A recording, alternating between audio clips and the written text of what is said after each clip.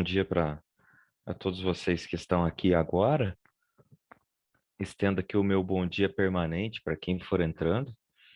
O Pedro aqui me deu uma responsabilidade bem grande assim de falar sobre o sistema financeiro. Porque eu acho, né? A gente participa lá do nosso programa de formação complementar de Direito e Inovação e muito se fala sobre criptoativos. Tem gente aqui, parece que a Mabê, que é uma colega nossa, vai falar sobre DeFi, que é a descentralização de finanças, né? E o sistema financeiro, ele é muitas coisas.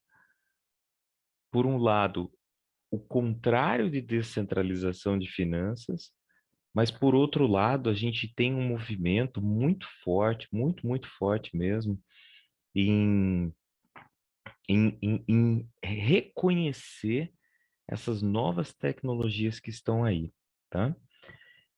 Meu nome é Aloísio Mazarolo, que nem disse o Pedro. Eu tenho esse currículo aí, mas não é só mérito meu, não. Tem um pouco da minha idade junto, que quando vocês forem também chegando nessa idade, vocês vão estar com um currículo inclusive melhor, porque vocês lembram que alguns anos atrás, provavelmente o pai de vocês no máximo tinha segundo grau, alguns poucos tinham terceiro grau. E hoje em dia, se você não tem mega doutorado, mestrado, não sei o quê, você sequer consegue se habilitar para algum emprego, para alguma vaga, para qualquer coisa assim. Pessoal, eu tô com essa tela aqui, mas do meu ladinho direito eu tô vendo vocês e também tô com o chat aberto. Então, se vocês tiverem algum comentário para fazer, qualquer coisa que vocês tenham para perguntar, fiquem à vontade. Isso aqui não é uma palestra de alguém que sabe tudo, que alguém que não tenha dúvidas. Pelo contrário, o sistema financeiro é uma loucura. Tem tanta coisa que eu acho que nem o fundador do Banco Central vai conseguir explicar tudo o que acontece no nosso sistema financeiro. E esse é o principal ponto que eu queria. Deixa eu só marcar meu tempo aqui. Esse é o principal ponto que eu queria trazer para vocês. Qual é o principal ponto? É que nós ainda estamos muito incipientes na nossa compreensão de um sistema financeiro digital para pensar o fim. Sempre tem uns apocalípticos, né, na internet. Já perceberam? As pessoas adoram isso, né? Elas adoram transformar tudo em fim, em apocalipse, em disrupção. Agora tem algumas palavras maravilhosas, né? Disruptura e mudança de paradigma. As coisas estão mudando, muitas coisas estão mudando, mas a gente precisa ainda entender que nós estamos numa fase de transição muito grande, né? E o sistema financeiro, e essa é a grande pegada, o sistema financeiro, ele não está estático no tempo, ele está acompanhando essa transição. E um sistema financeiro que acompanha essa transição, ele nunca chega ao seu término. Se vocês quiserem, né, sempre dialogar, é assim, ó.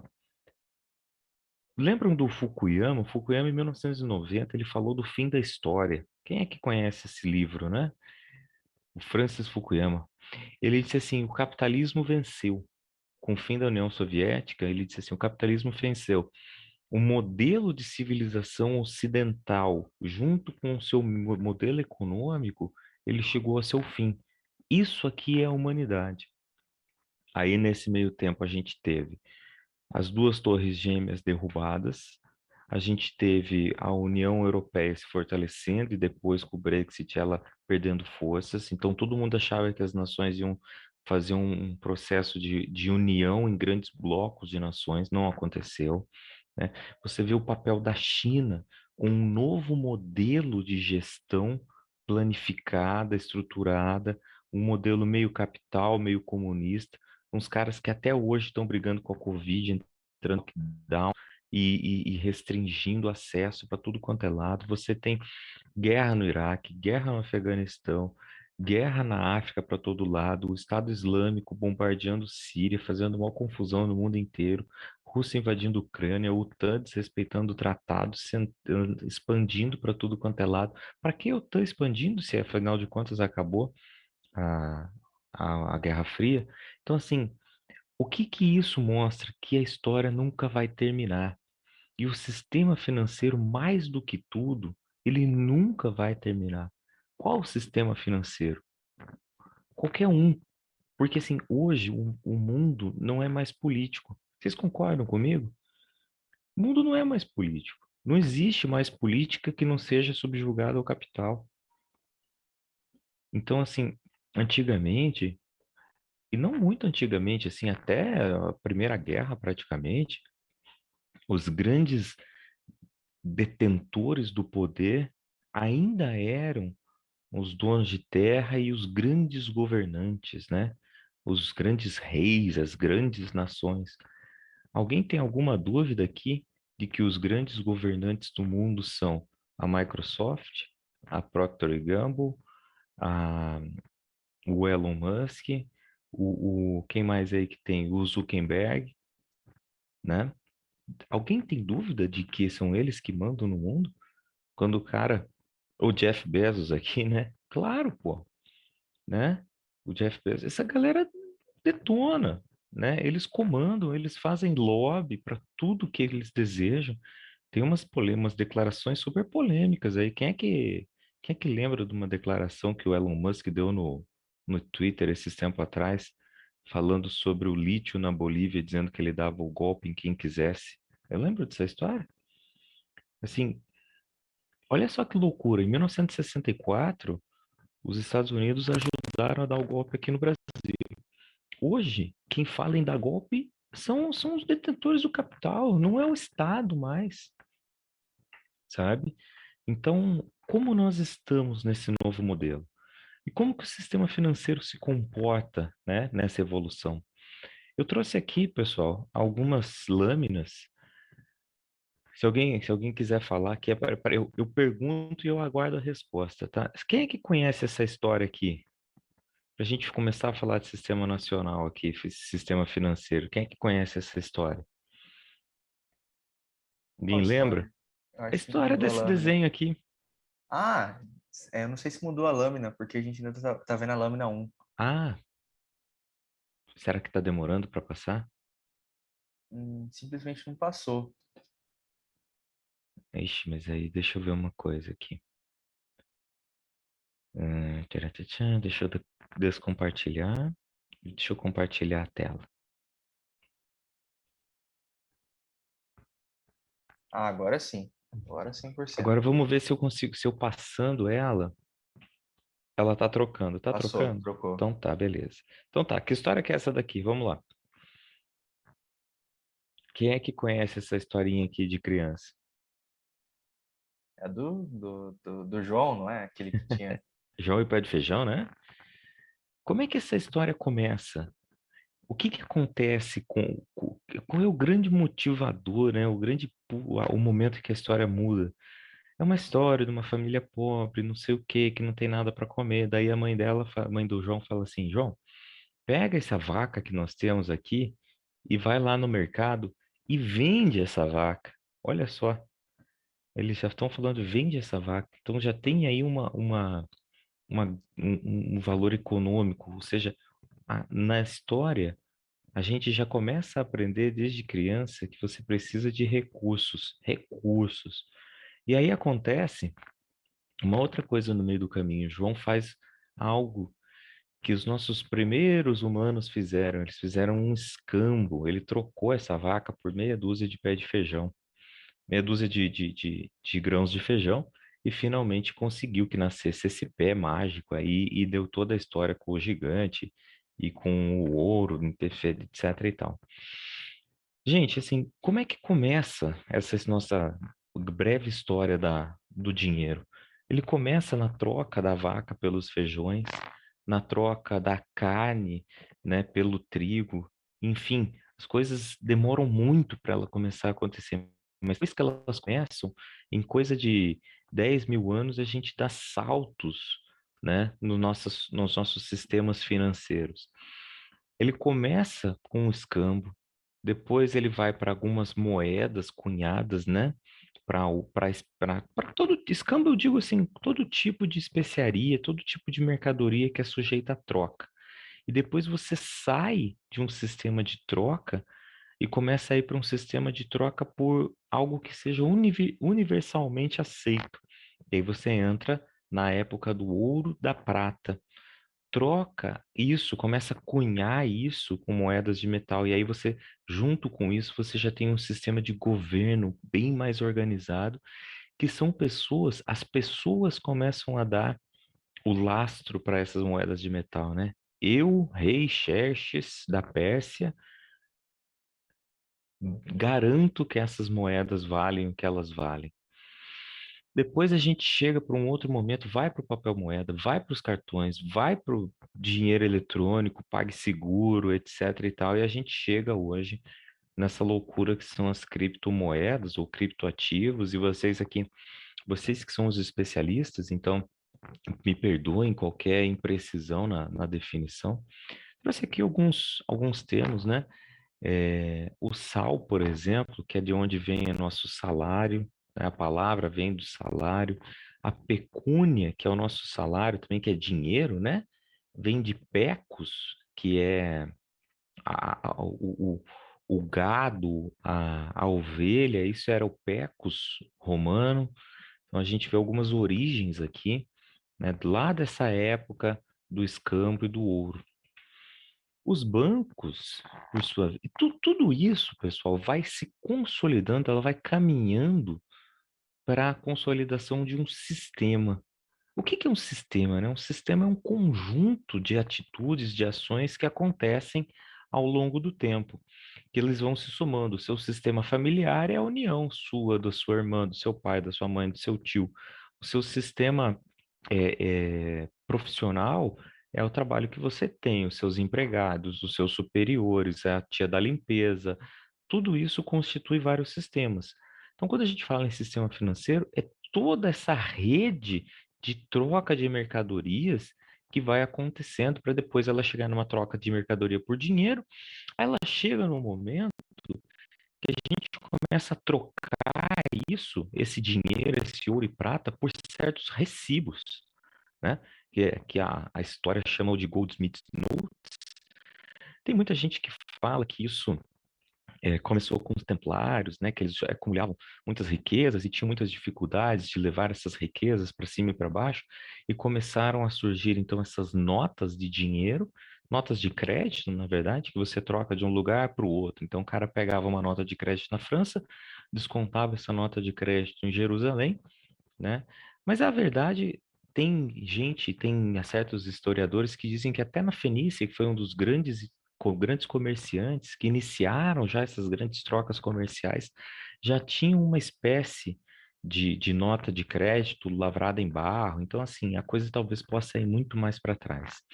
E a palavra banco, né, supostamente teve origem no lugar onde essas pessoas faziam essas transações, que eram os bancos nos grandes praças, nos grandes locais que eles estabeleciam e operavam os seus negócios. Vocês sabem, é, eu estou vendo que eu vou me atrapalhar aqui, mas é que é tanta história gostosa de contar, sabe?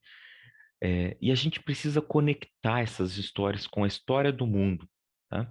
Não é à toa que Cristóvão Colombo, que portugueses e espanhóis, eles foram, né, os primeiros exploradores. Na época, eram as pessoas que detinham, né, as maiores e mais expressivas quantidades de riquezas na época. Existiam pessoas fazendo o quê? Você acha que Cristóvão Colombo era rico? Pedro Álvares Cabral eram ricos? Eles eram marinheiros, poxa. Mas eles eram financiados por grandes bancos, certo? Grandes mercadores que permitiam que eles fizessem todas essas viagens. A troco de quê? A troco de mais riqueza. Ou vocês acham que mudou? O Elon Musk faz o quê? Ele compra o Twitter para quê?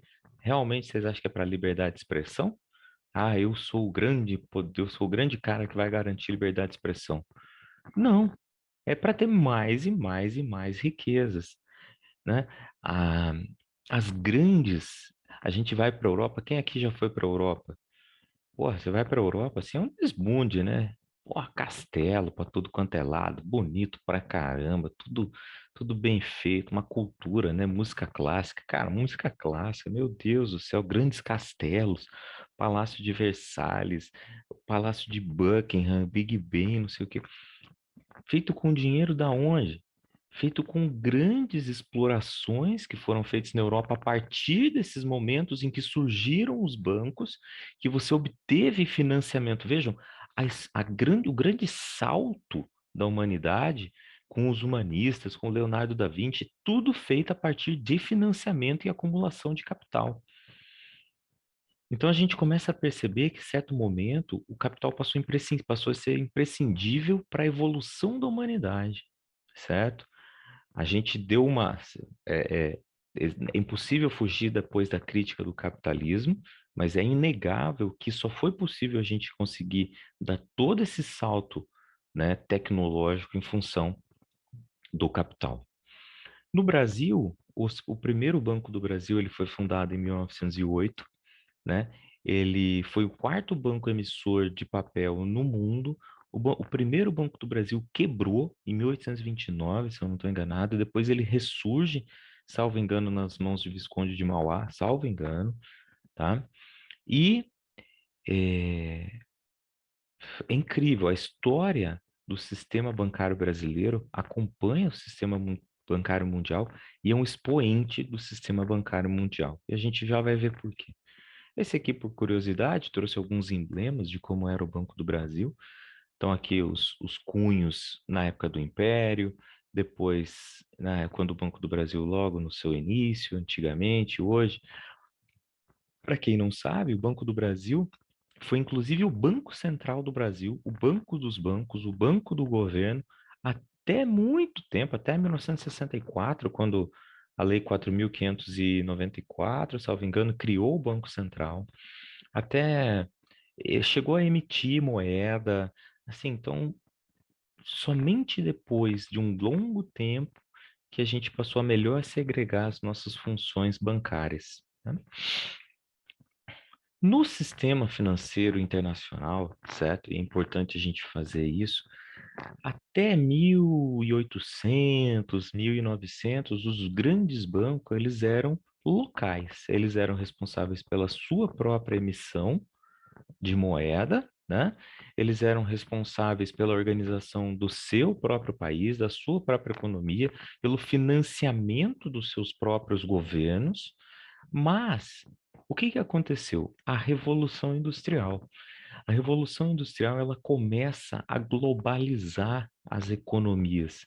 Ela começa, por isso que eu falei que a gente precisa conectar esses pontos. Ele começa a juntar a economia da Inglaterra de uma maneira muito mais explícita com o resto da economia do mundo, e você começa a surgir necessidade de fazer tratados e organizações e uma série de ajustes para que não haja tanta disparidade, né? Não que seja exatamente novo, vocês conhecem a história das tulipas, né?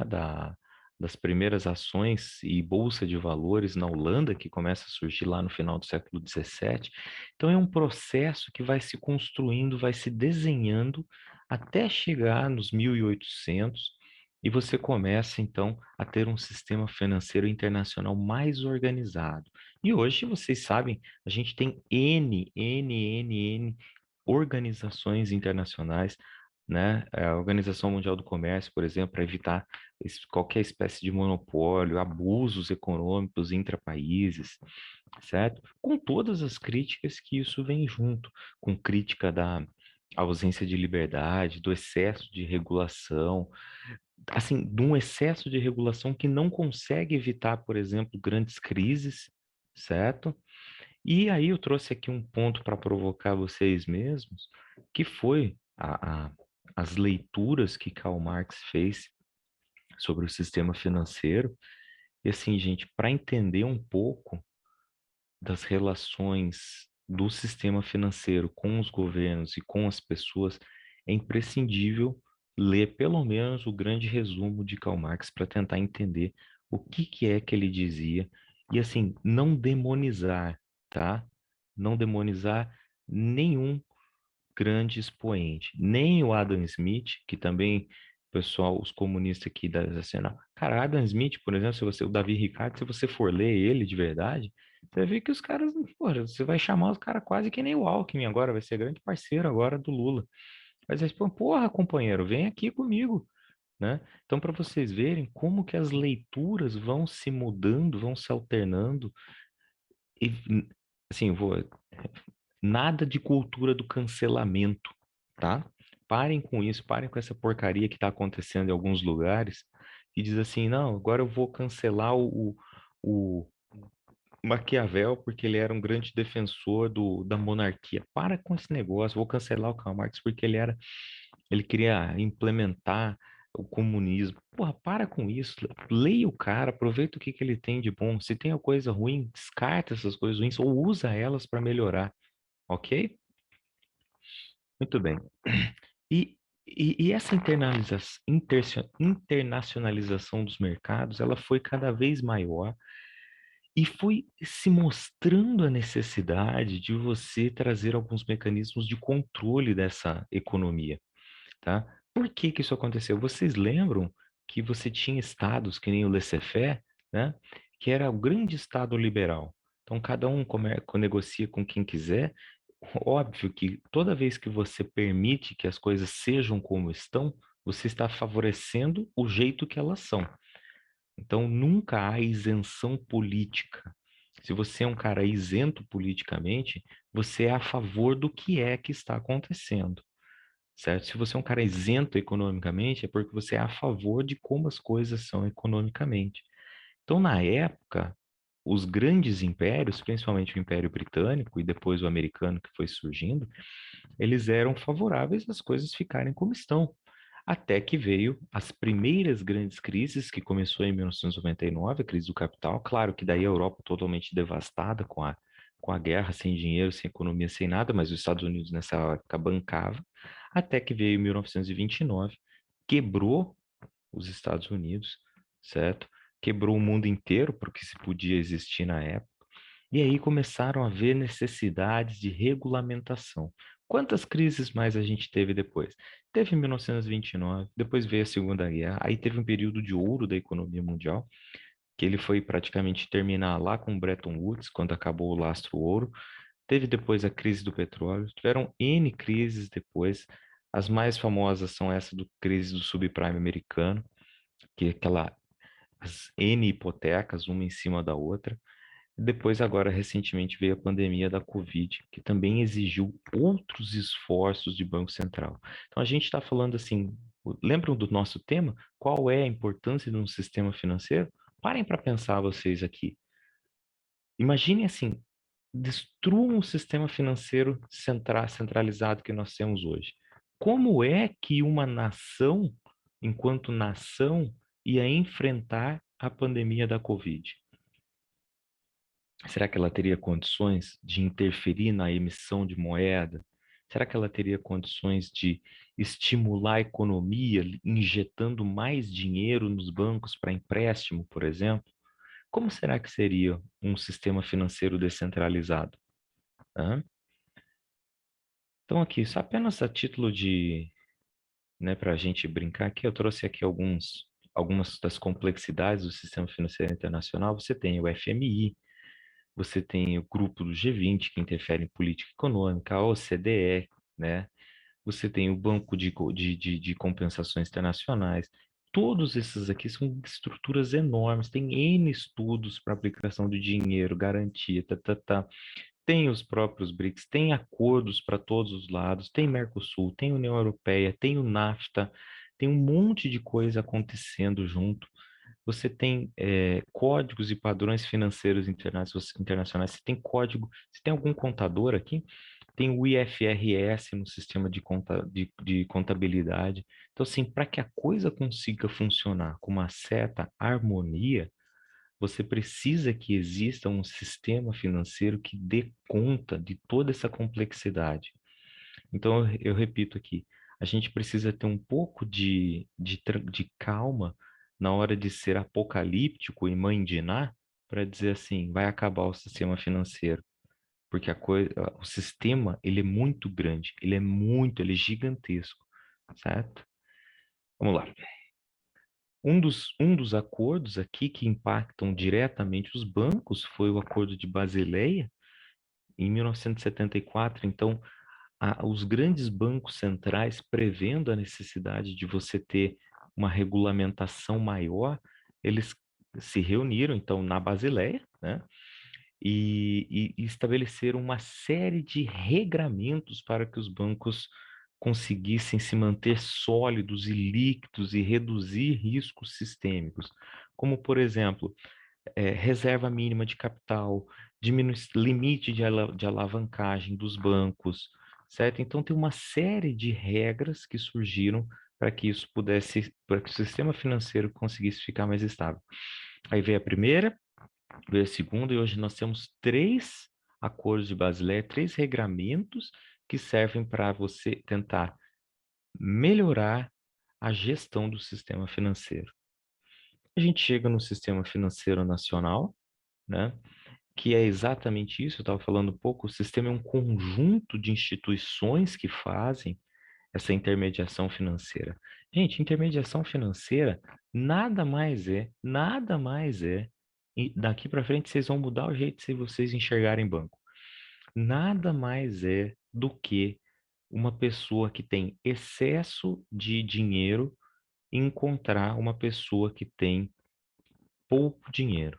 E essas pessoas se encontram, só que elas não podem emprestar dinheiro uma para outra, porque eu não conheço a Ana Maria que eu estou vendo aqui, eu não conheço a Tainá, eu não conheço. Então eu não posso pegar meu dinheiro e dar na mão delas e dizer assim, vai abrir tua loja de café, daqui 5 anos você me paga. Para isso que eu tenho um banco. O banco, na verdade, é um grande intermediador. O sistema financeiro, ele é um grande intermediador de negócios, certo? As pessoas precisam e querem fazer negócio. O sistema financeiro é um intermediador. Então, assim, por que que toda essa tecnologia, a inovação, ela precisa ter noção das complexidades dessa intermediação para não achar que as partes conseguem fazer negócios por si só, certo? Assim, dá para fazer? Dá. Eu consigo emprestar dinheiro para o meu vizinho? Eu consigo. Mas qual é a precariedade desse empréstimo que eu faço para ele? Hã? Muito bem. Estava falando aqui para vocês, o Sistema Financeiro Nacional ele disciplinou na Lei 5.495 e no sistema, no artigo 192, aquele famoso 192 da Constituição Federal. Aqui, ó, o sistema financeiro, praticamente, ele trabalha em quatro mercados, tá? O mercado monetário, certo? Que é o mercado que regula a oferta e demanda de papel moeda, ok? O mais famoso deles é o mercado de crédito, que é aquele que você pega dinheiro lá no banco, empresta, não sei o quê. O mercado de capitais, certo? É aquele mercado que trata da emissão de debêntures, emissão de ações, provavelmente é onde vai entrar a emissão de criptoativo, de token, de não sei o que, tal, provavelmente é onde vai cair aí, e o mercado de câmbio, certo? Esses são os quatro grandes pilares em que se sustentam os mercados, certo? Muito bem. Essa aqui, ó, para quem não está familiarizado, é uma estrutura bem grosso modo de como está estruturado o nosso sistema financeiro. Você tem grande autoridade financeira no país, que é o Conselho Monetário Nacional, como órgão normativo. Ele estabelece normas. Quem é que participa do Conselho Monetário? O ministro da Economia, o presidente do Banco Central, ministro do Planejamento. Essas são as pessoas que dão as diretrizes para toda a organização do sistema financeiro. Aí você tem o Conselho Nacional de Seguros Privados, no âmbito dos seguros privados, o Conselho Nacional de Previdência Complementar, na Previdência Privada, e você tem essa cadeia, ela se divide, então. O Banco Central organiza os bancos, os consórcios, as cooperativas, instituições de pagamento, e a CVM, que trata com Bolsa de Valores e o mercado de capitais aqui. certo? O demais aqui, depois, Pedro, se vocês quiserem, eu disponibilizo isso aqui, se a galera quiser estudar, dar uma olhadinha, familiarizar, tá? O Conselho Monetário Nacional, que nem eu passei para vocês, ele aqui, ó, secretário da Fazenda, o presidente do Banco Central e o ministro da Economia. O seu Paulo Guedes, presidente do Banco Central, que acho que é o Campos, né? E o ministro da Fazenda, que, olha, com- confesso que hoje é o secretário especial, né? Não tem mais ministro, que está tudo na pasta da economia. E ele é o órgão normativo responsável pela formulação de política de moeda e de crédito. Então, assim, quando teve a pandemia, foi o Paulo Guedes e o Conselho Monetário que disseram assim: pega 1 bilhão que está aqui em reserva e injeta no mercado. Diminui o compulsório para ter mais dinheiro no mercado. Vamos fazer isso, vamos fazer aquilo, vamos fazer aquele outro. Então, é o Conselho Monetário Nacional que dá todas essas metas. É ele que define a meta da inflação. O Conselho Monetário é aquele que define. Como é que vocês falam assim? Eu quero que o câmbio fique a R$ 5. Eu estimo que o câmbio fique a R$ 5. Agora, olha como é descompassado, né, essas informações. O presidente diz assim: na minha gestão, o dólar não vai passar a 5. Aí o Conselho Monetário diz assim: não, peraí, ele está flutuando, né? Ele não é assim. Você não pode dizer uma coisa dessa, mas os políticos fazem isso. Ah, minha gasolina no meu gestão vai ser R$ 5. Os políticos fazem isso, no entanto, a política econômica é definida pelo Conselho Monetário Nacional. E uma das leis de 2021 que foi assim comemoradas, né, foi a autonomia do Banco Central. Autonomia para fazer a gestão das metas definidas pelo Conselho Monetário Nacional. Tá? Muito bem. O que mais que a gente tem aqui para passar? Um pouquinho da história do Banco Central do Brasil, como que ele surgiu, né? Lá em 1964, muito embora ele só tenha começado a operar em 65, isso lá no Rio de Janeiro, depois lá na frente que ele foi para Brasília. Quem conhece Brasília, né, sabe onde é que é o Banco Central, ele tem essas quatro laterais proeminentes dele, assim, como se fossem várias umas sacadas para fora. Então, o Banco Central hoje é quem regula o volume de dinheiro e de crédito na economia, dentre muitas outras coisas. É ele que organiza a emissão de papel moeda, é o banqueiro do governo, é o cara que controla o regime de funcionamento dos bancos, é supervisor do sistema financeiro, é o executor da política cambial, certo? Ele tem, assim, é quem define se os juros, o spread bancário, se tiver muito abusivo, ele vai atuar para reduzir isso. Controla uma série de preços administrados. Antigamente tinha mais, né? Gasolina era um preço administrado, gás natural era um preço administrado. Eu acho que hoje energia elétrica é um preço administrado na Eletrobras. Olha, capaz de ter sido mais porque acabaram com tanta coisa já. Aí você tem dentro o cupom, certo? É quem define a taxa Selic, que é a taxa de juros que é paga como remuneração do dinheiro do governo. Você controla todo o sistema de pagamento. Então, que assim, se vocês fazem um Pix hoje, Pix é legal, né? Porra, show. Foi porque o Banco Central instituiu isso. É quem supervisiona o COAF, que é o Conselho de Fiscalização de Fraudes com Transações Financeiras, é quem organiza o sistema de depósito compulsório, que dá liquidez para o sistema financeiro, para que os bancos não fiquem extremamente alavancados, organiza as metas de inflação no Brasil. Então, assim, o Banco Central tem N políticas executoras que chegam lá na ponta, né? Vocês não viram e mexem, não tem matéria do UOL, matéria no Jornal Nacional, assim, como é que a Selic influencia no meu bolso?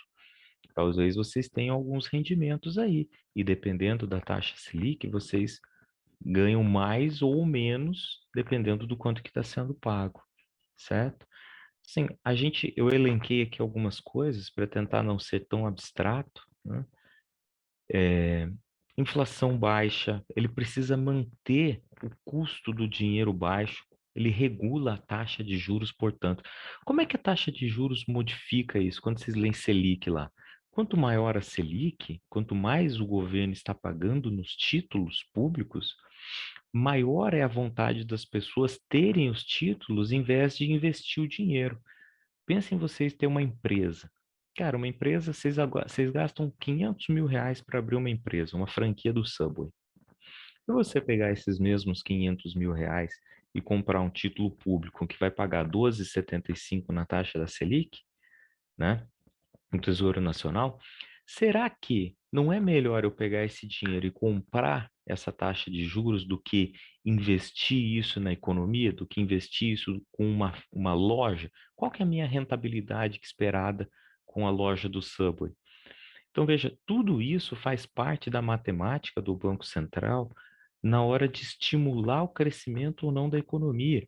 Porque quando ele aumenta a taxa de juros, ele faz isso para que as pessoas comprem mais títulos públicos, retirem dinheiro da economia. Retirando dinheiro da economia, você desaquece a economia e segura a inflação. Então, são práticas que o Banco Central faz. Aí volto na nossa pergunta inicial. Como é que um sistema financeiro descentralizado, como é a emissão de criptomoeda, por exemplo, poderia atuar? Eu vou deixar essas perguntas para vocês aqui. Atuar na taxa de juros de um país a ponto de você retirar ou colocar criptoativos se a oferta do criptoativo é livre na economia. As pessoas transacionam da maneira que elas quiserem, né? Então ficam algumas dúvidas aqui que a gente passa para vocês depois a gente debater. Então, para a gente avançar um pouquinho aqui, eu trouxe aqui alguns itens, é função estabilidade, fiscalização para evitar. Quem é que não lembra aqui do Banco Santos, Banco Pan-Americano, o Banco do Silvio Santos, Banco Nacional? Quantos desses bancos quebraram por falta de fiscalização, por falta de gestão, né? Talvez hoje, se o nosso sistema financeiro fosse mais sólido, essas instituições ainda estariam aqui, certo? Muito bem. Aqui, só a título de curiosidade, né? 2021, março de 2021, quantidade de bancos que nós temos no Brasil é muito criticado, né? A quantidade de bancos que nós temos. Então, os bancos comerciais realmente são somente 20 no país. Banco do Brasil, Banco Safra, Banco Itaú, etc. e tal. Então, você tem, em outros países, uma quantidade muito maior, é extremamente centralizado, né? Nosso mercado financeiro. Lá no site do Banco Central tem um monte de coisa assim, cara, é um mundo de informações que tem para quem quer conhecer e se aprofundar no sistema financeiro. Tem videozinho, tem um monte de coisa. Depois vocês podem entrar lá. Eu queria trazer aqui para vocês, além dessas questões é, que são elementares do Banco Central, o Banco Central também faz um monte de coisa bacana para o país, tá? Uma delas é a cidadania financeira. Então, lá no site do Banco Central, o problema é a falta de divulgação, sabe? Você tem, por exemplo, diversas ferramentas que te ensinam a fazer certos passos de planejamento financeiro.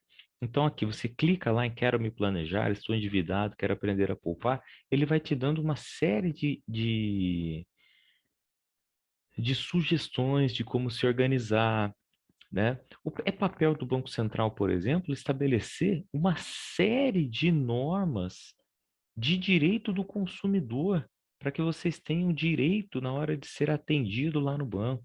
Então, o horário de funcionamento do fulano, quantidade de dinheiro disponível em caixa, se a agência tem que ter terminal de autoatendimento, se ela não tem que ter terminal de autoatendimento, né? Transparência das transações. Se vocês têm hoje a possibilidade de ter uma conta bancária sem custo, é porque o Banco Central foi lá e disse assim: vocês são obrigados a ter contas sem custo. O banco, o governo, teve uma altura do campeonato que criou, vocês lembram, o Banco Popular do Brasil, que a função era bancarizar a população de baixa renda. Hoje vocês têm contas que são abertas no app dos bancos, contas, não precisa nem ir no banco. Tudo isso faz parte de um processo de bancarização imprescindível para o crescimento do país. O Banco Central também está super, super, super focado na linha do Open Banking. Open Banking nada mais é do que a grande abertura dos seus dados bancários fora fora dos bancos também, né? Como é que funciona o Open Banking? Imagine que você quer contratar um seguro hoje em dia. Você vai numa seguradora qualquer, não precisa ser no seu banco, vai lá na Porto Seguro, na Tóquio Marinha e diz assim, eu quero contratar um seguro para o meu carro, para minha casa, para o meu celular. E aí eles pedem autorização para o seu banco e você fornece essa autorização para que eles consigam acessar os seus dados bancários, ver sua quantidade de investimentos, verificar sua liquidez, sua renda, etc. e tal, para ele fazer uma boa proposta de seguros. Então, assim, essa é uma das possibilidades do Open Banking. Transações de WhatsApp é Open Banking. Quando você consegue pagar as contas, quando você consegue fazer Pix, é Open Banking. Quando você tem maquininha do PagSeguro, são todas novas transações que foram possíveis a partir dessas iniciativas do Banco Central, certo? E o Open Banking é uma das formas de descentralização do sistema financeiro que eu falava lá no começo, tá? Você tem, é vendido assim como um controle seu, porque é você quem autoriza ou não a fazer essas transações. Você tem a privacidade de fazer esses negócios conforme você queira. Sempre, normalmente no ambiente digital, a gente faz praticamente tudo pelo celular, de forma gratuita, né? Claro que você pode pagar pela intermediação. Falando em intermediação, é, o intermediador ele é visto como normalmente como algo ruim, né, dentro do mercado, dentro de todo o sistema. O corretor de imóveis, o banco, os intermediadores. Agora, uma vez o professor meu lá no mestrado, inclusive, falou isso, falou assim, do que seria o mundo sem intermediação? E eu acho que essa é uma reflexão importante para ser feita, tá? Como é que vocês iam comprar produtos chineses se não houvesse intermediadores? Não tivesse o cara do Shopee lá, do Alibaba, fazendo essa intermediação e ganhando dinheiro em cima disso. Como é que vocês iam encontrar a casa do sonho de vocês se não tivesse um corretor de imóveis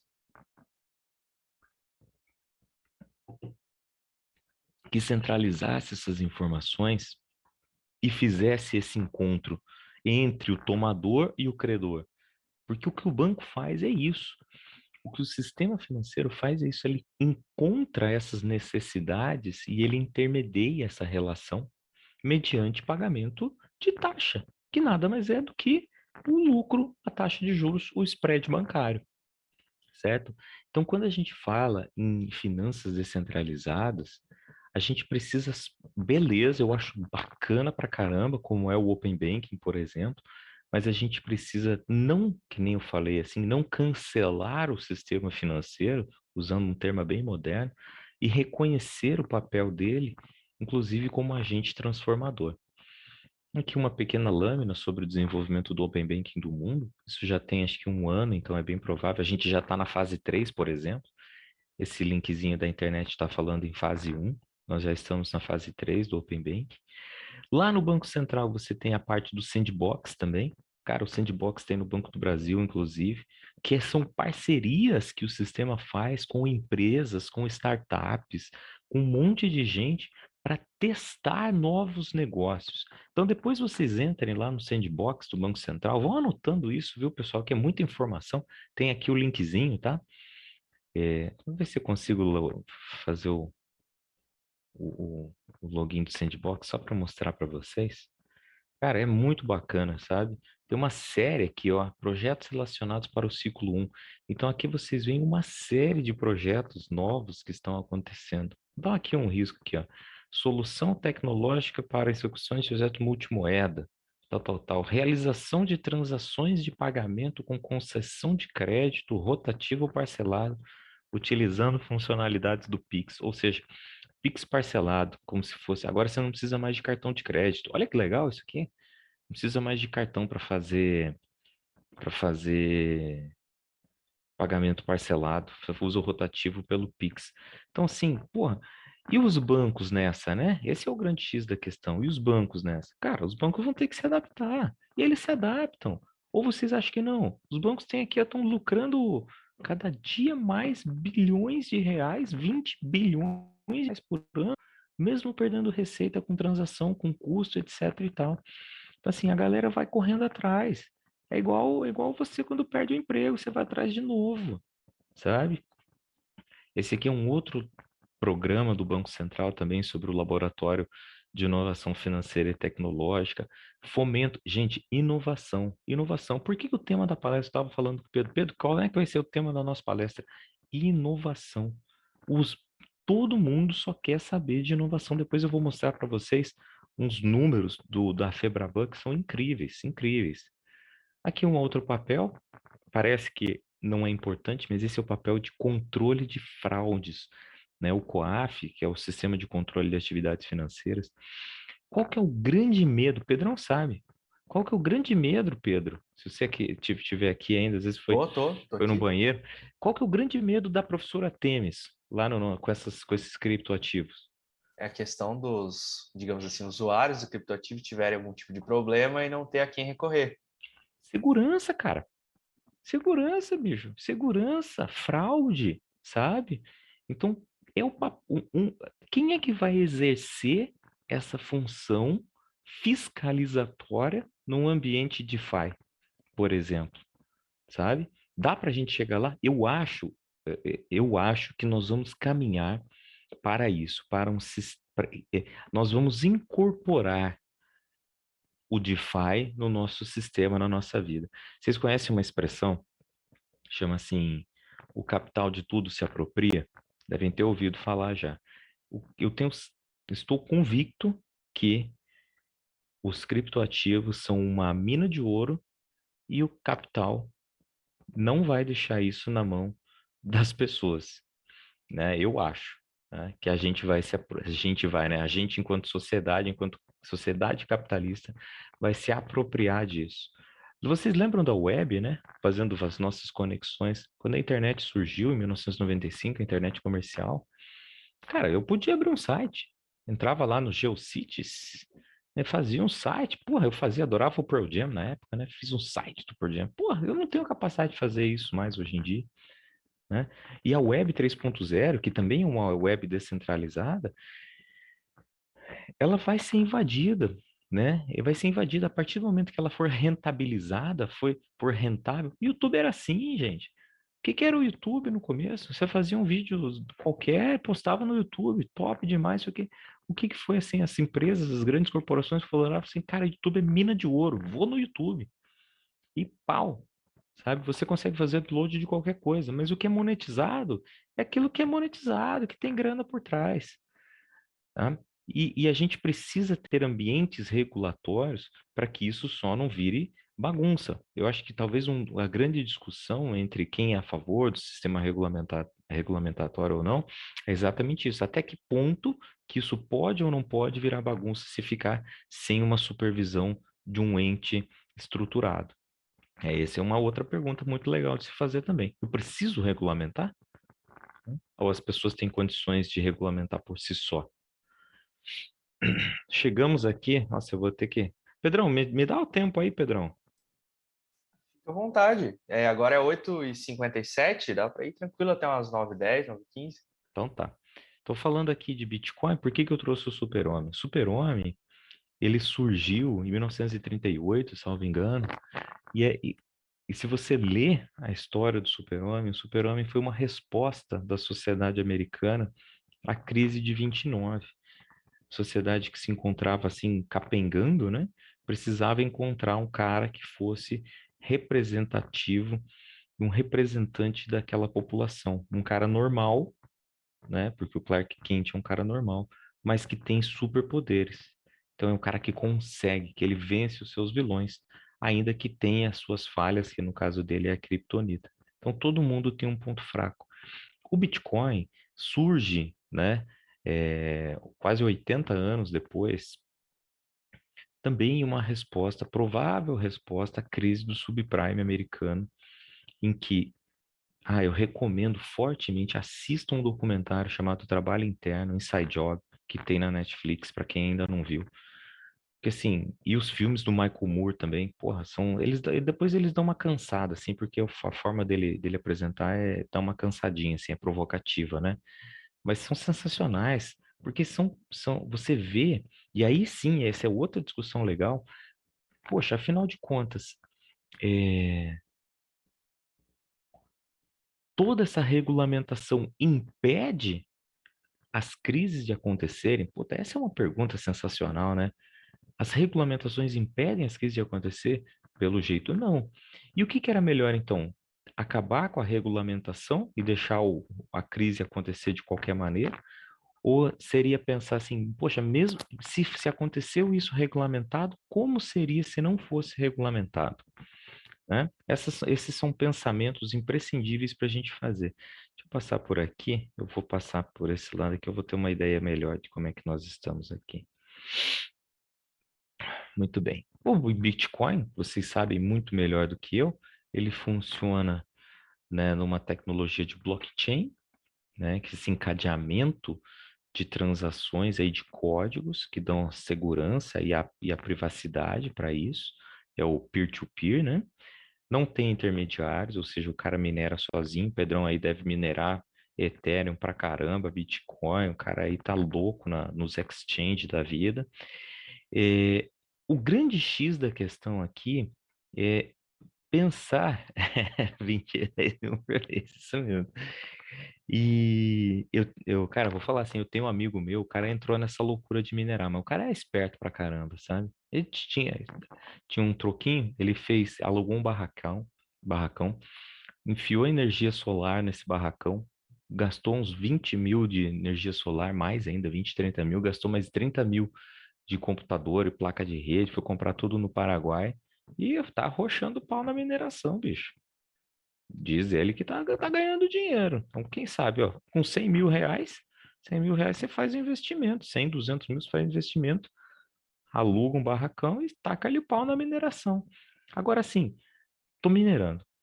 Como é que vai ser o fim desse Bitcoin? Será que ele vai ser mais um meio de pagamento, como está acontecendo em muitos lugares, ou vai ser uma moeda realmente, né?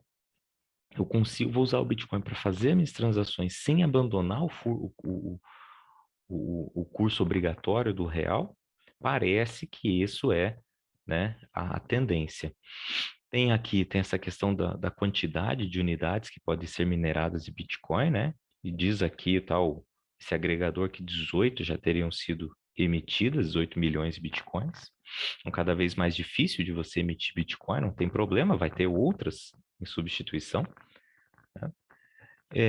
Fica aqui essa pergunta do porquê regulamentar. Então, assim, tem tudo isso. A, quem é que pode regulamentar? Quem é que pode garantir esse lastro das bitcoins, na verdade, né? Quem é que pode garantir a confiança? Eu acho que as exchanges têm um papel fundamental nisso, né? De exchanges que sejam fidedignas, que sejam confiáveis. E a gente vai entrar depois um pouco mais na frente nessa regulamentação dela. Tem hoje um substitutivo, se vocês acompanham a parte legal, né, que tá tramitando. Então, essa informação boa é de 26 de março agora. E olha o que que eles consideram o criptoativo. Um ativo virtual, né? Virtual não é moeda. Eles dizem assim, ó, não incluído, não é moeda eletrônica, não é um instrumento que proveja ao seu titular acesso a produtos especificados, não são ativos. Olha só que legal isso aqui, cara. Os caras estão tirando isso aqui do mercado de ações. Não são representações de ativos, esteja prevista a lei e regulamento. E aí ele estabelece um outro órgão da administração pública definir quais serão os ativos regulados. Então, assim, nós estamos entrando praticamente na criação de uma nova entidade, né? De uma nova entidade. E eu achei interessante que eles não quiseram deixar isso no funcionamento do Banco Central do Brasil, mas também não deixaram na CVM. Então, como se você tivesse aqui, ó, a um ou mais órgãos, entidades, administração pública, o funcionamento e supervisão. Olha que interessante, né? Eu achei que eles iam colocar tudo nas costas da CVM e tratar isso como um ativo, mas depois o Pedro pode até falar melhor sobre isso. Então, estão trazendo toda essa regulamentação aqui, né? Ó, comentários do relator. Projeto 3825 depois foi substituído por aquele 4401. As empresas não estão sujeitas ao controle do Banco Central da CVM. O cara o deputado Irajá, é filho da Cátia Abreu, inclusive, né? Que conhece a Cátia Motosserra, né? Conhecidíssima por derrubar a floresta, inclusive. Então você veja como é que a gente precisa enxergar as coisas, né? Muito bem. Como é que os Estados Unidos enxergam o Bitcoin? Bitcoin é uma moeda currency, né? Que é moeda corrente virtual conversível. Olha só, o Bitcoin é uma commodity. Olha só, o Bitcoin é uma commodity, cara. Ele é um ativo, na verdade, sabe? Que o Brasil aqui não está querendo reconhecer direito, né? Ele diz que é um ativo. Opa! Ele diz que é um ativo, mas diz que ele tem outras características que não de um ativo comum, como o feijão, que nem diz que é os Estados Unidos, que é um commodity, né? O que tem um outro tópico legal aqui, ó, quer ver? Aqui, ó, representação, uma moeda virtual, uma representação digital de valor que funciona como? Olha que interessante, coisa dos Estados Unidos aqui. Um meio de troca, meio de pagamento, uma unidade de account, né, de coisa, uma unidade de coisa e uma reserva de valor. Então, assim, está funcionando como um meio de pagamento, um ouro ou uma unidade de qualquer coisa, né? Então, algo que você pode utilizar para fazer o que você quiser exatamente. O Banco Central, ele diz assim, ó, criptoativo não detém característica de uma moeda, mas sim de um ativo. Então, assim, isso é uma informação importante, tá? Porque mostra como que o Banco Central vai querer regulamentar esse criptoativo e como eles não pretendem que o Bitcoin e nenhum outro ativo virtual substitua o real e a capacidade que o sistema financeiro nacional tem de intervir na economia. E isso é fundamental para a gente entender assim que quem está definindo essas regras hoje pretende mais ou menos manter as coisas como elas estão, pelo menos nos próximos anos, né? Olha só o que diz aqui o Campos Neto. Criptoativos são a base de um novo sistema financeiro, mas eles querem utilizar isso como um meio de pagamento. Olha só isso aqui, ó. O Banco Central prevê a incorporação de novas tecnologias, como o dinheiro programável e smart contracts, que é aí a joia da menina dos olhos do Pedro. Novos modelos de negócio, porém, sem abandonar as velhas tradições aqui. Então, a tendência é que haja uma incorporação desses novos sistemas num ambiente seguro. Olha só, o processo de digitalização exige ambiente seguro, que é o que a nossa professora Temis fala o tempo todo. Eu não confio. Ela diz assim, ó, eu não confio. Então, o Sistema Financeiro Nacional ele vai ter a função de dar confiabilidade. Olha o que a CVM diz assim, ó. Ele tem uma série de alertas. Olha isso aqui, cara. Criptoativos, série de alertas. Cuidado, cuidado com fraudes. Cuidado com o risco de liquidez. Cuidado com riscos da não regulamentação. Cuidado com ataques de hackers. Então, assim, olha como que são produzidos os alertas, como é que eles enxergam, como que os grandes supervisores do sistema financeiro estão enxergando isso. Vocês podem ficar putos, provavelmente, porque mostra que muito do que está sendo dito aqui talvez seja mais por desconhecimento do que um alerta real. Agora, sim, tá dando certo? Parece que tá, né? Porque tá bombando. Criptomoeda, NFT, uma série de coisas estão fundando. E as coisas estão mudando. O El Salvador, aí o negócio é famoso, já colocou lá o negócio para rodar como meio de pagamento. Agora, El Salvador é uma economia muito particular, né? O Salvador tem pouco dinheiro, tem muita remessa de dólares que vem de fora para dentro. Então, assim, eles são quase um país, assim, não tem nem comparação com o Brasil em termos de estrutura de sistema financeiro, mas o FMI, né, que ajuda na supervisão do sistema financeiro mundial, eles levantam sérias restrições em relação à subjugação do governo em relação a essas moedas.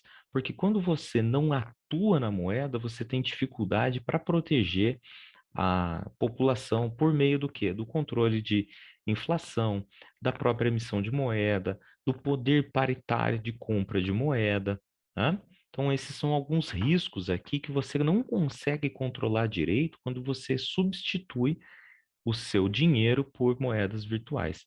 El Salvador talvez seja assim, vai ser uma primeira experiência de como que acontece. O presidente, por que que a gente não pode desconectar as coisas? O presidente de El Salvador diz aí, os entendidos em política internacional, que é um grande midiático. Então, ele está fazendo isso também para encontrar um público que é dele com os fins políticos que ele quer, né? Uma informação assim mais recente, ó, isso aqui de 25 de fevereiro, mais uma vez o FMI exigindo que El Salvador deixe de usar Bitcoin, né? Por quê? O FMI está querendo emprestar dinheiro lá para El Salvador precisa da grana, mas ele está dizendo assim, eu preciso que você pare com isso. Olha aqui, ó, o país vem acumulando criptomoeda, comprou 410 Bitcoins, alcançando 1.500. Também planeja emitir títulos públicos de 1 bilhão lastreados em Bitcoin. Então, esse daqui, ó, são um dos primeiros movimentos de você ter o sistema financeiro nacional vinculando-se em criptoativos, tá? Esse daqui são os começos, é assim que os sistemas começam, né? Posso fazer transações com criptoativos? Pode, mas elas não são regulamentadas ainda, né? E esses daqui são apenas hipotéticos. Empréstimos diretos, emprestando dinheiro em Bitcoin. Algumas empresas já aceitam Bitcoin. É, operações de efeito cambial aqui são complicadas, porque na verdade você precisa de autorização do Banco Central para transacionar em moeda estrangeira. Então vejam, como é que poderia se operar uma compra de Bitcoin em real e uma conversão dela em dólar lá na frente, por exemplo? Quem é que ganharia dinheiro com corretagem? As exchanges? Elas ainda não podem. Então são coisas meio sombrias ainda dentro dessas transações possíveis. Trouxe algumas lâminas aqui sobre DeFi, mas o Pedrão já falou que a nossa colega vai falar depois, então, para me adiantar um pouquinho, tem lâminas sobre o smart contracts. Fiquei sabendo que vocês semana passada tiveram o Pedrão falando sobre isso. Ainda é muito incipiente, tá? Os smart contracts, vocês vejam aqui, eu trouxe alguns exemplos, né, de como que eles conseguem funcionar, mas as complexidades da vida real são gigantescas para você ter aplicações de smart contracts de alta execuibilidade, por exemplo, checagens. Lá no Banco do Brasil, por exemplo, eu faço um contrato, eu consigo, de uma maneira bastante autônoma, verificar a adimplência e inadimplência, as correções, as taxas de inadimplência, comissão de permanência, encaminhar isso para ajuizamento do serviço jurídico. Então, assim, não é feito em blockchain, né? Porém, a blockchain acaba sendo mais uma transferência da tecnologia, porque as premissas dela elas já existem no mundo real, né? É, eu tenho, só para falar de complexidade, nem tudo, pessoal, é simples do jeito que a gente imagina nas nossas transações de pessoas físicas. Eu tenho um contrato lá, por exemplo, um contrato de milhões de reais. E esse contrato ele tem garantias compartilhadas e empréstimos compartilhados. Então vocês imaginem que uma hidrelétrica lá em Tucuruí, no Pará, ela não é financiada só no Banco do Brasil, só no Banco Mundial, só no BNDES.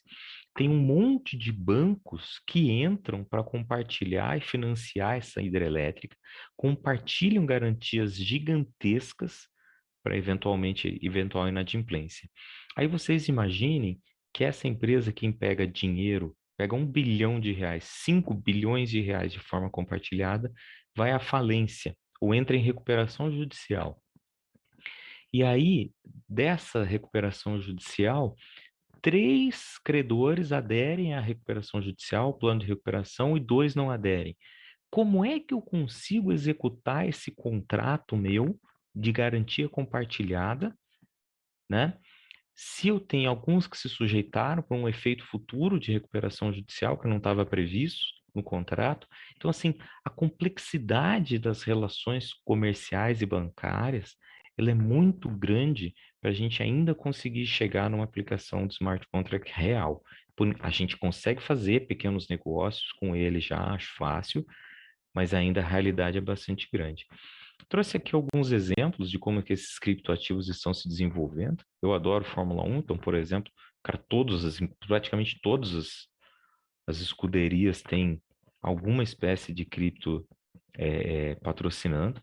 Meu Coringão aqui também fechou um patrocínio do Bitcoin, né? Por meses. Então, os caras estão voando, estão voando. Essa Crypto.com aqui, pelo amor de Deus, os caras estão em todos os lugares. E os bancos, dentro desse contexto, eles não estão alheios a isso tudo.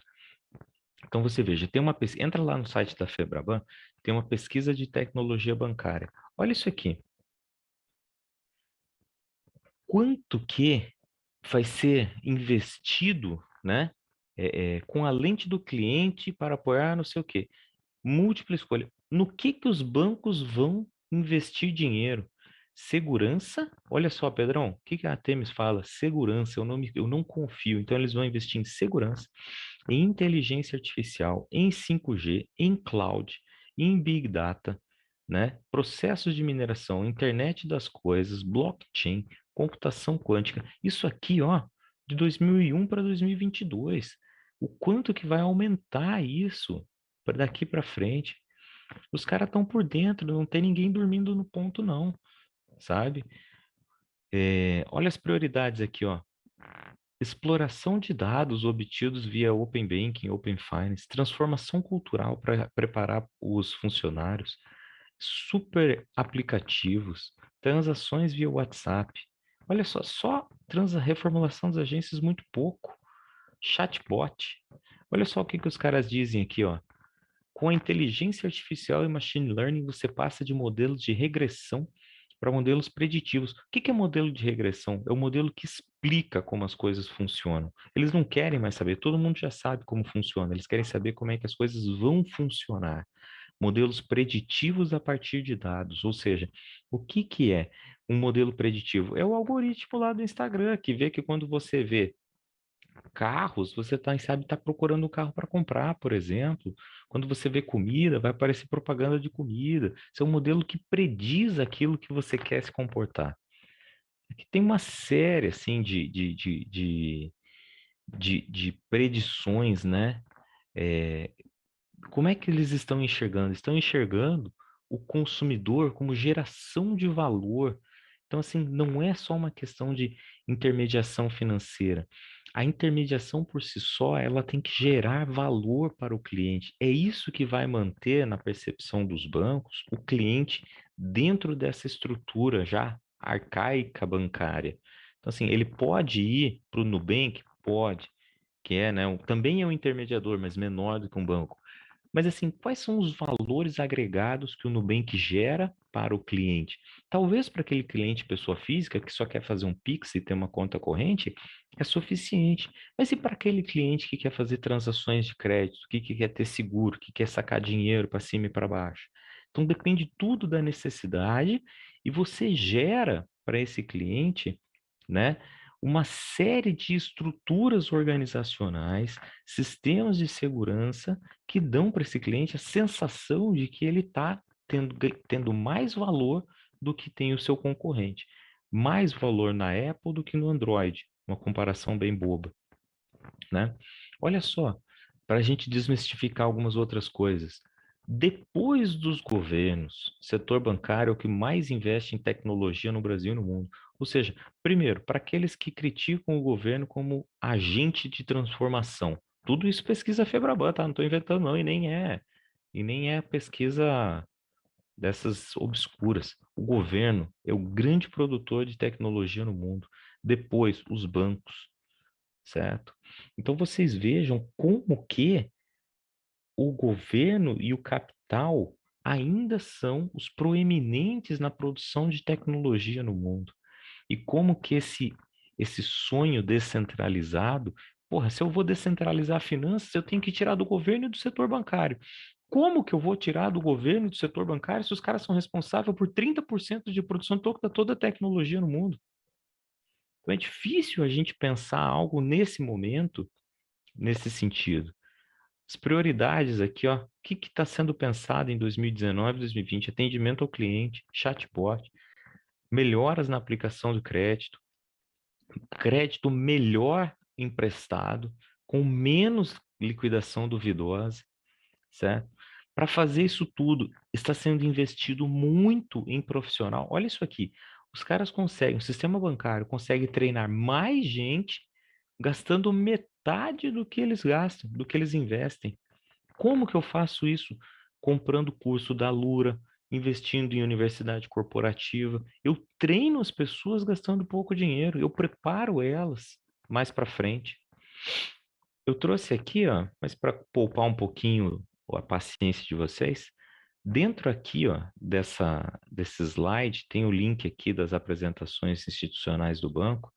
Eu vou mostrar bem rapidinho. Cara, entrem nas demonstrações financeiras dos bancos e vocês vão ver o universo de coisa que está acontecendo. O que está sendo feito? Quais são os negócios que estão sendo desempenhados pelo banco? O tanto de dinheiro que gira ao redor disso, de agro, de consignado, no setor público, o tamanho das transações, o volume, isso pensando só em um dos bancos do Brasil, imagine no mundo como que isso funciona. Eu queria mostrar para vocês aqui, ó, agenda estratégica, iniciativa que geração de valor, transformação cultural. Olha isso aqui, moçada, sustentabilidade. Caramba, todo mundo falando de sustentabilidade, ESG, prática sustentável. O que que as finanças descentralizadas e um mundo descentralizado consegue falar em termos de sustentabilidade? Cada um por si, Deus por todos? Será que é isso? Será que a gente precisa ter alguém organizando essa sustentabilidade? Precisa ter valorização de ações na bolsa para mostrar para as pessoas que elas são sustentáveis? Então, assim, tem muita coisa acontecendo, certo? Que vale muito a pena. A universidade corporativa, estava falando para vocês aqui, negócios. O banco, por exemplo, não empresta mais dinheiro para quem faz desmatamento, para quem tem qualquer tipo não faz financiamento de olaria para construir coisa de termoelétrica. Então, assim, gente, é uma loucura o que está vendo aqui. O Labs é um laboratório de experimentação, tipo, o banco tem um sandbox também, que faz parceria com startup. Então, assim, é muita coisa. Loja no app, se você é funcionário do Banco do Brasil, cliente, você entra no app do banco, tem um monte de cashback que você pode ter. São formas de você rentabilizar isso e impedir que esses clientes vão para esses ambientes descentralizados, digamos assim, porque eles veem que no ambiente que eles estão gerando valor, certo? E essa é a grande palavra do futuro: conseguir gerar valor para que você consiga, né, que as pessoas percebam o ambiente que elas estão. Aqui para finalizar, né, eu trouxe aqui mais um exemplo de Open Banking. Hoje em dia, né, o banco está começando a implementar isso. Se você vai numa compra tal, você vai aqui, ó, finaliza a compra, vai, né, confirma a transação aqui, você vai debitar com o banco escolhido por você. Olha que legal. Você paga pelo Banco do Brasil, o Banco do Brasil ganha com essa intermediação, mas o débito é feito lá na sua conta do Itaú, na sua conta do Santander, no seu Pix, da onde você estiver. Então, assim, tudo isso é feito por meio de Open Banking, certo? Então, moçada, a revolução está acontecendo, nós somos parte dela, certo? E importante, muito importante, que a gente eh, sinta-se parte dela, né? Para a gente ver como é que nós conseguimos participar. Tem alguns links aqui super simples, ao longo de toda a apresentação tem uma série de links que vocês podem ir clicando. Recomendo o trabalho interno para caramba, recomendo, tem muita coisa assim. E recomendo, antes de mais nada, a gente manter nossa cabeça aberta, tanto para o sistema financeiro, entender macroeconomia, tá? A gente precisa entender macroeconomia, e também entender o nosso pequeno mundinho das nossas pequenas transações quando você compra um, um almoço lá na lojinha. Pedrão, obrigado, viu, cara? Desculpa, gente, assim, eu não sei se foi muito superficial, se foi, mil desculpas. É, é impossível dar um panorama, assim, muito, porque é muita coisa, mas eu espero que a gente possa ter ajudado aí com a clarificar o sistema financeiro e como é que o sistema financeiro está trabalhando com inovação. Obrigado, querido. Estou à Olha, disposição. Aloysio, minha mente abriu agora para os bancos, hein? Vou ser sincero que você quase me convenceu a trocar as criptomoedas. Mas um pouquinho eu estava trocando aqui contigo. Mas agora falando sério, eu nunca tive dúvida a respeito do sistema, aliás, dos bancos estarem se atualizando sobre criptoativos, etc. O meu grande temor é o próprio legislador. O legislador, eu fiz aquela análise da lei e tal, e parece que ele cada vez mais vai criando barreiras para isso funcionar dentro do nosso país. O que eu quero falar? Parece que, assim, cada vez mais ele vai tornando inviável o consumidor final mexer com criptomoeda. E até a questão do banco, em um futuro, poder operar com criptomoeda, seria uma coisa muito complicada para vocês. Que pensa o seguinte: beleza, vai ter a questão do CDC, mas se uma pessoa fazer alguma coisa, sei lá, alguma bobagem com carteira e acaba perdendo todo o valor, que na transação, se ele errar um código ali, vai para uma carteira aleatória. Ou se ele colocar uma carteira que não existe, o valor todo é apagado. Então, são coisas assim que me fazem questionar se no futuro eu vou poder chegar no Banco do Brasil, no próprio app ali do celular, e ter uma carteira de criptomoedas dentro do Banco do Brasil. Não tenho dúvida que vai. Só que, O artigo 8º lá do substitutivo da lei, ela diz assim, ó, as instituições autorizadas a funcionar pelo Banco Central do Brasil, tá? Banco, né? Banco, corretora, um monte de coisa. Poderão prestar exclusivamente o serviço de ativos virtuais ou cumulá-lo com outras atividades na forma da regulamentação, tal, tal, tal. Não tenha dúvida, cara, é o próximo passo. Os caras estão de olho, tá todo mundo de olho nesse mercado, só que tá? aí volta naquilo que eu te falei do negócio se tornar comercial, porque para vocês vai ter um monte de problema relacionado à própria aplicação do Código de Defesa do Consumidor dentro desse mecanismo, que hoje é um dos maiores problemas relacionados com a exchange. Tem um colega nosso, que é o Edwards, que ele trabalha em um escritório voltado só para criptoativos, ele relata algumas dessas situações. E outro problema também é a questão da tributação, que no Brasil está muito travado, porque eles têm essa visão de que o criptoativo seria um ativo, e não uma moeda virtual, etc. Uhum. Eles têm muito essa visão. E aí, qual que é o problema? Você já chegou a ver como que faz para declarar no IR a criptomoeda? Não, não sei. Vou explicar um pouquinho, basicamente, por cima. Para você declarar no IR, você tem que pegar o valor da compra, que você, na hora que você comprou essas criptomoedas, e salvando esse valor, e depois no dia 31 de dezembro, você salvar a quantidade que você tem para você declarar agora até o final basicamente final de maio, né? Dia 20 e pouco que vai fechar o IR.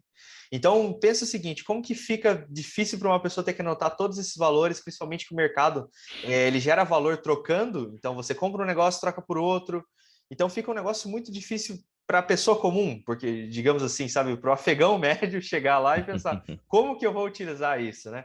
E a outra questão é a própria questão da transação. Pensa o seguinte, por que eu tenho que pagar uma DARF quando eu movimento acima de 35 mil reais em criptomoeda? Sendo que nessa movimentação que eu vou ganhar dinheiro. E aí, quando eu movimento a DARF, eu tenho que pagar 15% de imposto só por movimentar mais de 35 mil reais. Mas é assim que seria a geração de valor, entende? Ele não está tributando quando eu estou convertendo para o real. Eu não tenho problema com tributo, entende? Você fala, olha, toda vez que você for lá no Banco do Brasil e trocar Bitcoin por real, você vai ser tributado. Beleza. Mas toda vez que eu fizer uma transação acima de 35 mil reais, eu tenho que emitir uma DARF, senão eu vou cair na malha fina, é uma loucura. Não tem sentido nenhum. Ah, é uma loucura, assim, uma loucura porque o leão é maluco, né? É uma loucura porque eles querem tributar tudo que você pode a qualquer momento. Assim, o negócio é, o leão t- tão tão difícil de compreender. Agora, esses dias você teve a valorização dos carros, né? O carro usado, por exemplo, nunca na vida tinha, nunca antes na história desse país, carro usado tinha se valorizado. Agora, se você te vender o seu carro e tiver um pequeno lucro sobre isso, você tem que pagar. Ou seja, você não pode abater. Quando você tem a desvalorização do carro, você não pode usar ele como abatimento do imposto de renda. Mas quando você tem uma valorização, você tem que pagar imposto sobre ele. Ah, vá tomar banho, né, bicho? É bem complicado. Então, eu entendo que, digamos assim, os bancos eles estão alinhados com a ideia dos criptoativos, até porque os bancos, em sua grande parte, não em sua grande parte, mas todo banco quer ganhar dinheiro. E se isso dá dinheiro, obviamente que ele vai fazer isso girar. Só que por outro lado, o pessoal dos deputados, etc., não estão pensando nessa análise do direito econômico. Eles não estão pensando o seguinte: olha, vou colocar isso, vou gerar um monte de entrave, vou tornar isso inviável e ao invés do país ter, digamos assim, uma possibilidade de ganhar dinheiro com isso, ele no final ele só vai afastar todos os investidores. Cara, você tem total razão, sabe? Fazer alguns comentários. Primeiro, porque é um absurdo, porque a técnica legislativa no país é um, ela é muito ruim, tá? Não sei dos outros países, não vou dizer assim, no Brasil, aquilo é ruim. Ela é muito ruim. Eu conheço Irajá Abreu, pô. Eu morei 5 anos no Tocantins, eu sei quem que é esse cara, bicho. Ele não tem nenhuma condição de ser o relator de um processo, de um projeto de lei que regulamenta criptoativo no Brasil, sabe? Aí eles vão lá, falam um monte de bobagem, né? Passa a lei do jeito que quer, né? E aí a gente fica nesses arcabouços. Quer te dar um exemplo? O PL, o 2120, que regulamenta a inteligência artificial no Brasil, ela trata como a responsabilidade civil básica para o regime de inteligência artificial, responsabilidade civil subjetiva. Daí ela fala assim: considera-se agente, não sei o quê. Cara, com uma superficialidade que os regimes de inteligência artificial é uma artificialidade que os caras estão em 1990, como se fosse um programadorzinho lá fazendo os códigos e solta esse regime de inteligência artificial, e se eu conseguir chegar nele, eu vou responsabilizar. Poxa, eles não conseguem superar essa velha, os regimes de responsabilidade civil subjetiva, para ver que você tem o cara que programa, você tem o cara que faz o design, você tem o cara que comercializa, você tem o cara que ganha dinheiro, você tem o cara que é o detentor da propriedade intelectual em cima disso. Então tem um monte, e assim, isso vai passando, sabe, Pedro? Isso vai passando perante todas as comissões, perante o Congresso Nacional, e de repente chega para você, para as pessoas que vão desenvolver isso e encontram esses todos entraves aí. Aí o cara fica assim, pô, mas você é responsabilizado? Mas eu só fui o cara que fez o código inicial lá, não fiz a atualização do software nem nada, não sei o quê. Então o cara começa a ficar com medo de parar na cadeia daqui a pouco, porque o carro bateu sozinho, né?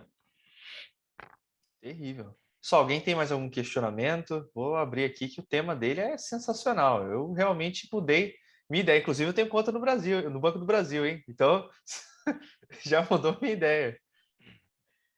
Eu sei que os bancos, cara, eles têm um problema muito sério, assim, é, é no relacionamento, né? Então o banco precisa gerar valor para o cliente, mas tem pouca gente para fazer o relacionamento e mostrar esse valor. Então, por meio dessas campanhas, por meio dos apps, por meio desse monte de coisa aí que a gente vai tentando manter os clientes, né? Pessoal, fiquem à vontade, tá? Se vocês tiverem alguma dúvida com relação à apresentação ou qualquer outra, estamos aqui. Se não tiverem, aí dá seguimento aí, Pedrão. Segmento também.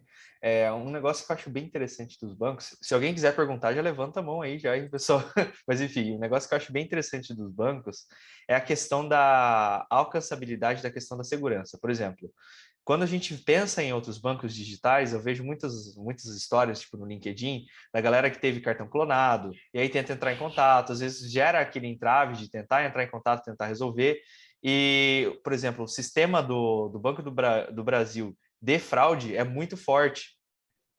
Então, por exemplo, a primeira vez que eu fui fazer uma transação com criptomoeda lá em 2016, por aí, quando eu fui fazer a transferência, apareceu aquela ligação do Banco do Brasil perguntando: é você que está fazendo esse treco aí?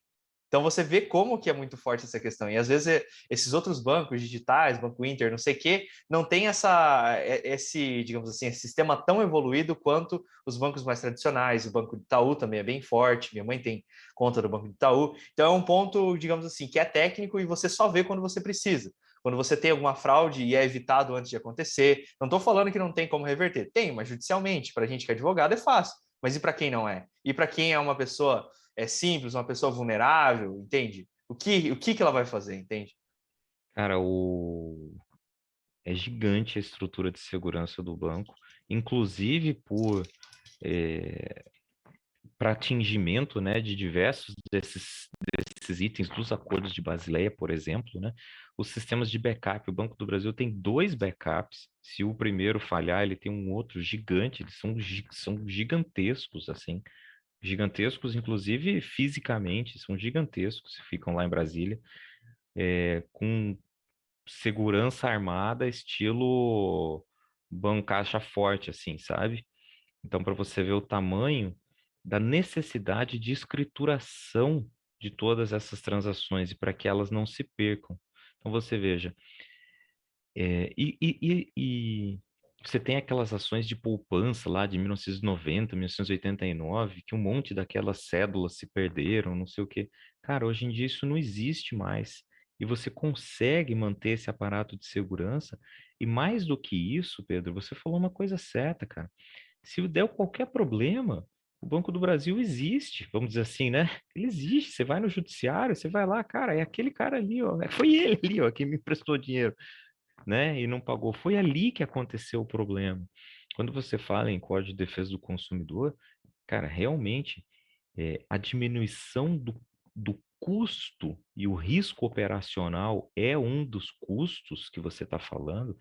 Ele é, meu Deus do céu, bicho, isso é tratado a peso de ouro dentro do banco. Por quê? Porque a concorrência é muito grande. Então você não consegue mais, por mais que sejam poucos bancos no Brasil, a concorrência é muito grande. Como é que você consegue ganhar dinheiro? Diminuindo o teu custo, diminuindo o teu risco, diminuindo o risco do crédito, diminuindo o risco de fraude. Então você investe uma grana gigantesca. Basta ver ali nos slides, cara, 100% segurança cibernética, evitar fraude, evitar um monte de coisa, tá? Então você tem razão, bicho. Realmente são equipes inteiras dedicadas para a segurança dos clientes.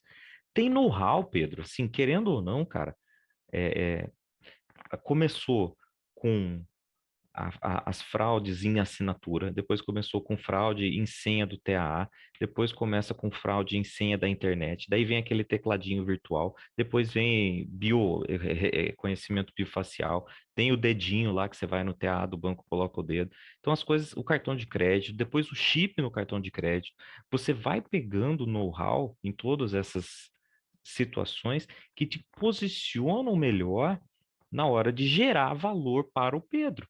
Entendeu? É nessa hora que o banco quer gerar valor, ele quer mostrar para você que ele tem algo de diferente a oferecer do que as exchanges, por exemplo.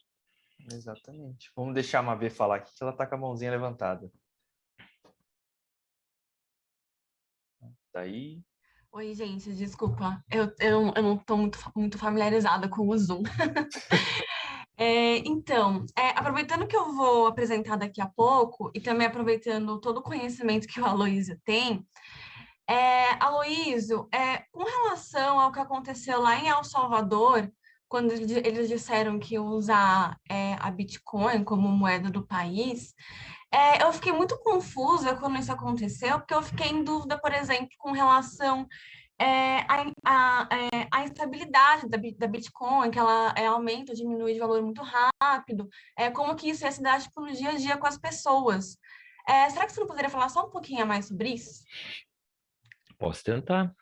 Aí quem quiser me ajudar, inclusive, porque veja, é, é muito de alguma maneira é até meio simples, sabe, Mabete? Digamos assim, você precisa, imagina que o presidente lá, a primeira coisa que ele fez foi colocar o Bitcoin como um meio de pagamento. Então, ao invés de você trocar o McDonald's por 10 pesos salvadorenhos, sabe, sei lá como é que é a moeda que chama lá em El Salvador, o que que acontece? Você pode pagar, em vez de comprar um Big Mac por 10 pesos, você consegue pagar um Big Mac por, vai lá, não é essa a verdade, mas 0,01 Bitcoin, tá? É isso, é simples assim. Você vai lá na loja e você assim, eu vou pagar isso aqui, em vez de pagar com peso, eu vou pagar com Bitcoin. E aí na conta do McDonald's entra o 0,01 Bitcoin, certo? O grande problema disso está na conversibilidade da moeda. E é por isso que, na verdade, para isso dar certo, você tem que parar de converter a moeda. Se você começa a converter, você tem problemas sérios de estabilidade da moeda. E é por isso que o FMI faz todas essas críticas. É, pensa assim, ó, Mabê, você conhece uma expressão que diz, quando você vai viajar para fora, para os Estados Unidos, Europa, diz assim: quem converte não se diverte. Já ouviu essa expressão? Já.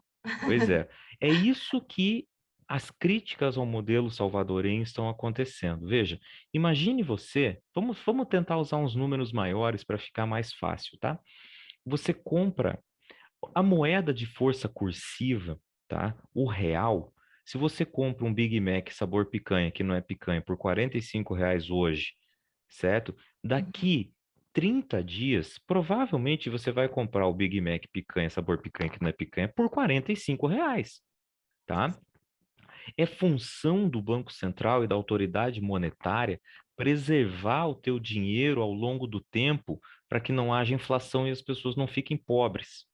Tudo bem? Uhum. Muito bem. Agora, se você tem duas moedas no país, real e Bitcoin, e você gasta um Bitcoin para comprar o Big Mac hoje e daqui 30 dias, tá? Você pega esse Bitcoin e você não compra mais o Big Mac por um Bitcoin. Você compra ele, você precisa de dois Bitcoins para comprar. Por quê? Porque não cabe à autoridade monetária regulamentar a paridade desse valor em relação ao mercado. Então, pode ser que, em função da volatilidade da demanda em mercado do Bitcoin, você tenha perdido meio Bitcoin só com o decurso do tempo, porque o Elon Musk foi lá e comprou 1 bilhão de Sim, Bitcoins, e daí exato. ele valorizou ou ele vendeu 1 bilhão de Bitcoins. Então, aquele dinheiro que você guardou durante um mês para comprar o teu Big Mac no mês seguinte, já não compra mais um Big Mac. Ou você tirou a sorte grande e agora ele compra 3 Big Macs. Então, o problema é que num país, é legal quando acontece isso com a Mabê, mas num país você consegue empobrecer ou enriquecer uma população de uma maneira descontrolada, fora do controle do governo. E aí você tem que parar para pensar se o papel do governo é esse ou não é, se é melhor deixar no governo ou não é. E aí as discussões sobre o papel do governo são fundamentais.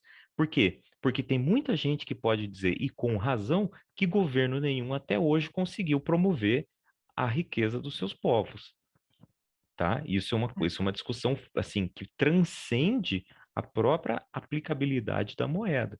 Agora, de alguma maneira, deveria ser função dos governos e do Banco Central a preservação da moeda, do poder de compra da moeda ao longo do tempo. Se você tem um problema com o Bitcoin que não garante esse poder de compra, porque o Bitcoin, o preço dele está sujeito ao mercado, aí você tem problemas que podem enriquecer e empobrecer a população meio sem controle. Entendeu? Sim. Tá. Muito obrigada, clareou bastante. Isso também, aí assim, os críticos podem falar, né? Ah, mas isso acontece com o real também. Acontece. O real não fica flutuando em relação ao dólar, o dólar não flutua em relação ao euro. Todas as moedas flutuam uma em relação à outra. Mas, verdade. Então, isso vai acontecer com o Bitcoin também. Por isso que o problema é da volatilidade. E aí, o que que dizem os especialistas em Bitcoin? Que a volatilidade da Bitcoin vai diminuir. E a partir do momento em que ela deixa de ser menos volátil, você consegue implementar ela em sistemas maiores de finanças. Entendi. Por exemplo, no caso em que a Bitcoin, você disse que ela vai, né, perder a volatilidade, muito provavelmente, pode ser que ela perca a volatilidade dela. Nesse caso específico, de El Salvador, em que você apresentou todos os problemas, em que pode diminuir o valor da moeda, aumentar o valor da moeda, justamente por essa volatilidade. No caso de El Salvador, não seria interessante que eles usassem, ao invés da Bitcoin, um outro tipo de stablecoin que tenha algum lastro com alguma outra moeda? Tipo, eu não sei como é que era o caso de El Salvador antes, mas, por exemplo, com o dólar já? Tem economias que funcionam assim, né? Tem economias que são assim, ó, o próprio, acho que o próprio Porto Rico, né, que é um braço Sim, dos Estados Unidos, pode, né, mas é o que eu falei, daí entra o cara é midiático, o presidente lá, o cara quer estar um passo à frente do resto do mundo, sabe? Quer manchete, quer business, então ele tá tentando, o cara tá arriscando alguma coisa que é nova. Ele entendi, poderia ter feito isso, mas resolveu fazer com Bitcoin, entendi. né? Então, talvez, às vezes, muitas vezes, tem motivos que fogem um pouco das razões econômicas, jurídicas, sociais, né? Muita gente fala da guerra da Ucrânia lá, tem muito mais a ver com a personalidade dos representantes do que com as justificativas oficiais. Então, muitas vezes passa por aí também, sabe, Mabê? Entendi. Muito obrigada, viu? As Luiz, ordens. eu tenho uma pergunta bem pontual. Em esse artigo que eu te mandei que eu mandei aqui no chat, eu analiso todo o projeto de lei. E um dos pontos que eu vi até a doutrina falando, a doutrina eu digo alguns autores, porque é difícil falar sobre doutrina, sobre criptomoeda, porque são poucas pessoas da face da Terra que escrevem sobre isso, é a questão de que El Salvador e um outro país lá na África, que agora esqueci, teriam utilizado essa criptomoeda, no caso o Bitcoin, como meio de pagamento e aí eles fazem um paralelo, como se fosse uma analogia, como se essa Bitcoin se tornasse uma moeda do país. Uhum. E a Bitcoin se tornando uma moeda do país, El Salvador, ela encaixaria como moeda estrangeira. E ela encaixando como moeda estrangeira, ela estaria na exceção do próprio artigo do projeto de lei. Então é uma análise muito interessante. E aí eu queria entender de você, que tem os conceitos econômicos, não sei o quê, qual é a conceituação de moeda estrangeira? Porque eu sei que tem que ser curso forçado, isso a Bitcoin é, nos dois países, El Salvador e no outro país da África. E eu sei que tem que estar na Constituição, enfim, na lei, não sei o quê, a Bitcoin também está, mas tem algum outro critério?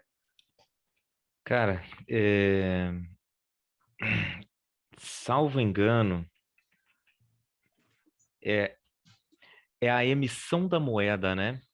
O que define o que é moeda estrangeira ou não é quem determina a emissão da moeda e em que quantidade que essa moeda é emitida.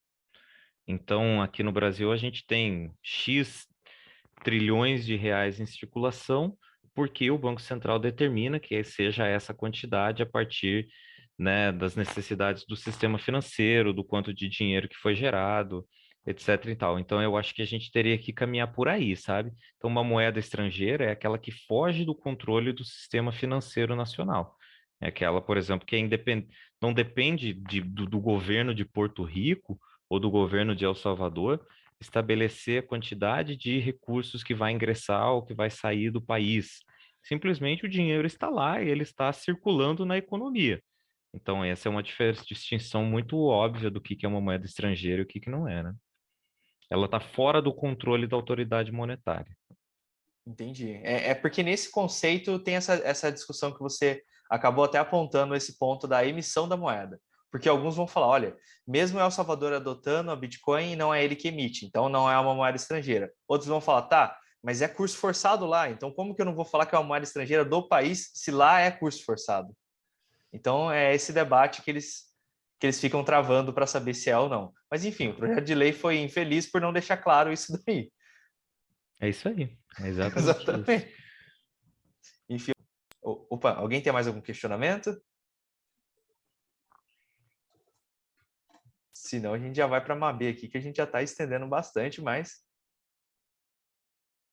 podemos seguir já então? Mabê, Acho que os rapazes aqui vão habilitar para você compartilhar a Ok, tua tela. obrigada. Acho que eu já habilitei a câmera, né? Será que alguém pode verificar? Eu não Ah, consigo. tá habilitado, sim. Tá, ok. Ô Luiz, se você precisar sair alguma coisa, a gente agradece profundamente todos os membros aqui, a própria associação. Depois a gente vai gerar o certificado certinho para você, com as horas, e que já dá até como é que fala? Uma moral para o pós-doutorado, que eu tenho certeza que você pretende fazer também. Legal, obrigado. Cara, olha, eu vou ficar um pouquinho aqui, mas eu vou ter que sair na metade do caminho aqui mesmo. Mas olha, Pedro, obrigado, cara, pelo convite. Foi um prazer falar para a turma toda aí. É, existe um ponto fora dessa apresentação. Chama-se virtude, cara. E vocês são pessoas virtuosas, porque somente pessoas, né, com essa característica, elas se dispõem a aprender e entender um pouquinho o mundo que circunda elas. Então, os meus parabéns aí para todo mundo que tomou essa iniciativa, viu? Parabéns mesmo.